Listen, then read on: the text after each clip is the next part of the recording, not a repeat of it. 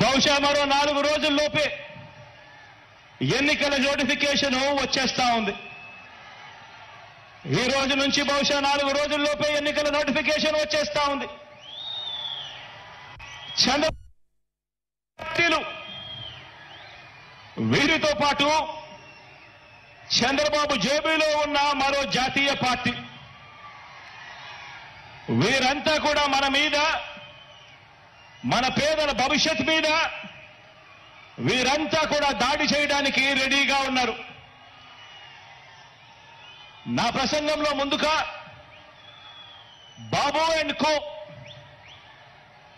వీళ్ళ పొత్తుల గురించి కాసేపు మాట్లాడతాను. వీరందరిది కూడా ఈ పార్టీలందరిలో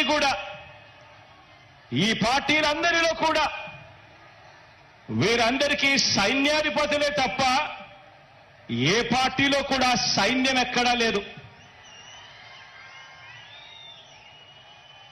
ఇందులో కొన్ని పార్టీలు